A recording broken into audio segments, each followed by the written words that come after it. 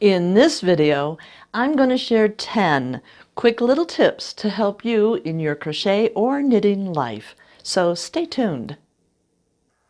This video is brought to you by the Fiber Art Shop, featuring my graph patterns from simple designs to elaborate creations, hand-drawn from photographs and then transferred to crochetable graphs. January's feature graph pattern, Winter Pine Cones, started as a picture of a pine cone lightly covered in snow. Here you can see my hand-drawn version, and this became the full crochetable graph. Visit the shop today at www.fiberart-shop.com. You'll find this link in the YouTube show notes just below this video. Hi, my name is Sandy Marie, and I'm the owner and artist at Crochet Fiber Art. I love teaching all kinds of colorwork crochet and stretching the techniques into the realms of fiber art. If you're new here, you might want to consider subscribing. And don't forget to click the little bell so YouTube will let you know when I release a new video. Today, what I have for you are 10 quick little tips to help you in your crochet or knitting life. These are just quick, very easy, but you know, sometimes it's the little things that make the biggest difference in the world. This fun little tip helps you actually thread your large yarn needles. What I did is I took a paper clip and I kind of bent it up a little bit, just like so. Now, all I have to do is bring this over, put my thread into the tighter end that I made, and I just did that with the pliers, and put my needle over the larger end, and boom, my thread, or yarn in this case, is now threaded through the needle very nicely. This brings me into the next little tip. I had a child, probably about 40 years ago, that used to love to wrap crochet stuff around their finger. And honestly, within a day, a brand new sweater would be showing all of the loose ends. What I figured out how to do was how to actually hide my ends much more secure. Now, it isn't perfect, mind you. Of course, there's no hidden ends that are perfect, but this works wonderful. What you do is you work on the back side of your fabric, just like so. And I would always try to bring the yarn down to the same color, which I'm trying to go down to the white here. So that would just be bringing it down one. And then you'll notice that I'm kind of wrapping it. And just pick up one thread here. What that wrapping does is it secures the yarn a little bit better on the inside. Now at this point, I would go through the back loops of the yarn. And sometimes this is a little tight, so you do have to work with it. Like so. And I'm going to continue a little bit further. Just like so. And now I'm going to go down one row. Now, if you really want to worry about the yarn ends, you can actually go down a couple rows. But again, I'm going to wrap the yarn once, which will secure it, and then down another row, just like so.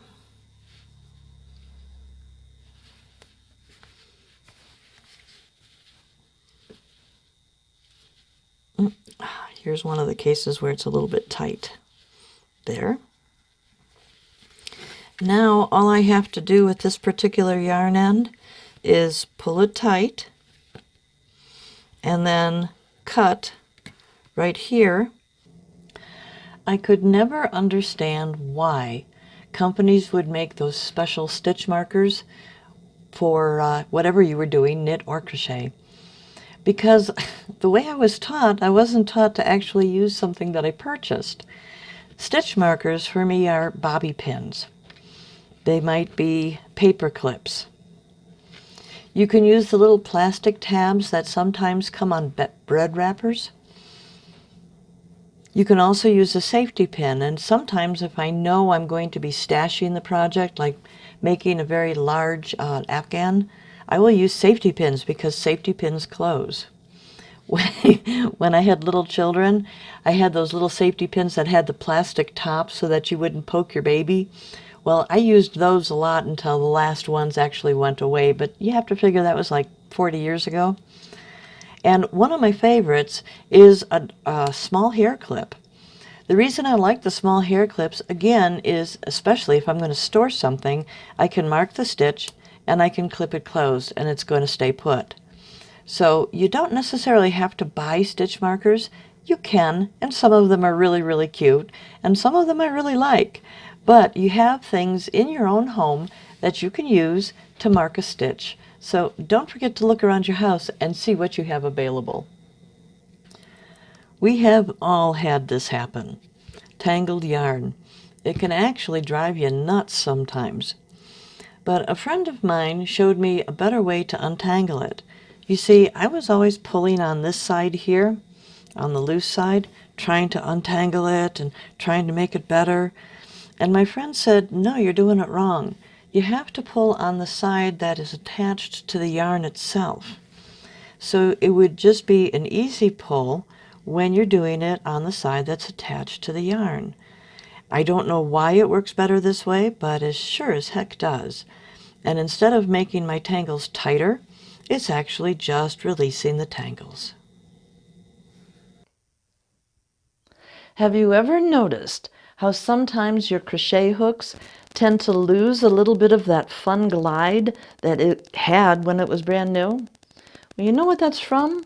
That's from the oil in your hands, and it might be from the oils within your house. The easiest way to clean your hook is with a little bit of glass cleaner, just like this, and a paper towel. All you do is take your hook, put it in your hand, spritz the glass cleaner on it, rub it all the way down, then use the paper towel, clean it off,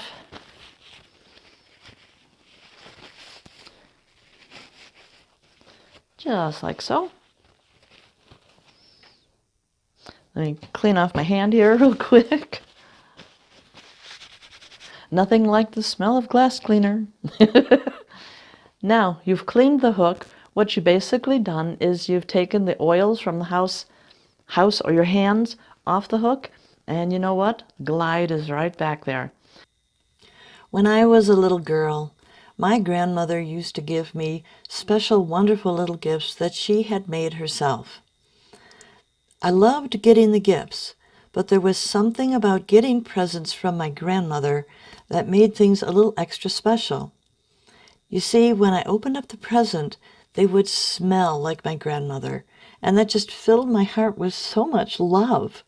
It was just absolutely amazing, and I could never figure out exactly how she did it. Well, when I was in my teens, she finally told me her little secret. When she was doing something, when she was making something, she would continue to put lotion on her hands so that the scent would actually transfer to whatever it was she was making, whether she was using cloth or yarn or whatever the kind of fabric was. So if you want to scent your yarn and just make it subtle and maybe warm a little girl's heart with the remembrance of that smell, try using your favorite hand lotion. The secret is that to put it on and use it for just a little while and then put some more on and use it continuously. Now the fun thing is that of course if you're using a nice hand lotion that has a wonderful scent, you're also going to be having some of the softest hands in the world.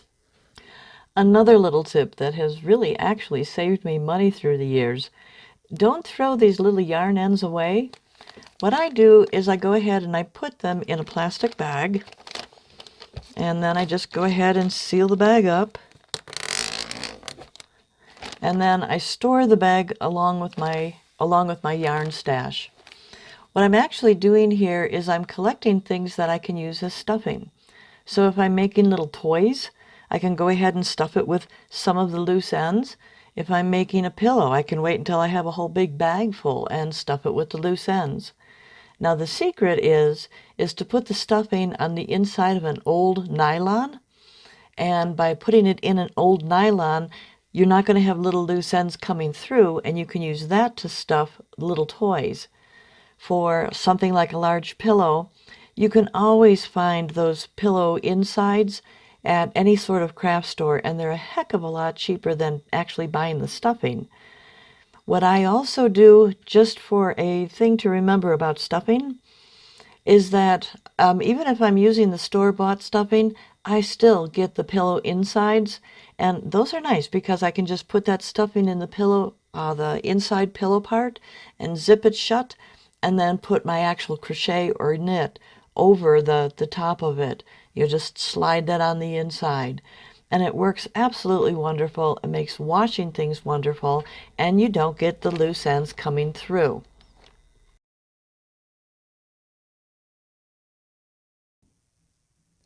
Have you ever noticed that when you're crocheting or knitting and you have to take your project apart for a little while, you end up with yarn that is kinky like this?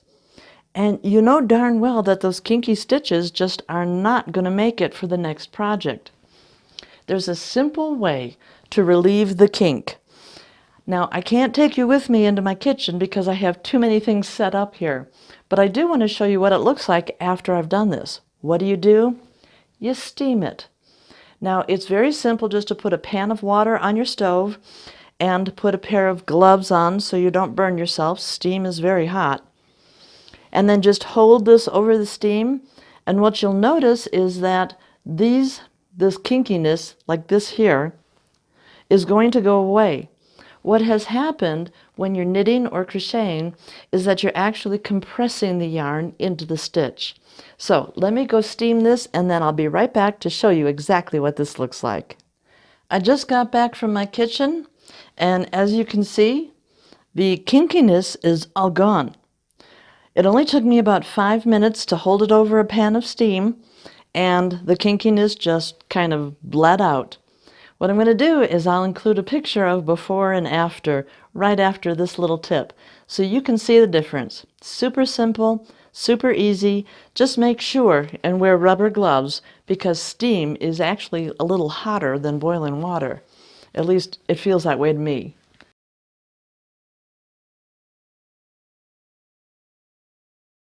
I sure hope you enjoyed these quick little tips. If you do, please click the like button just below the video. And if you haven't subscribed yet, don't forget to subscribe. And you can also click that little bell that's next to the subscribe button, and that way YouTube will let you know when I release a new video. So make it an absolutely awesome day, and I'll see you in the next video.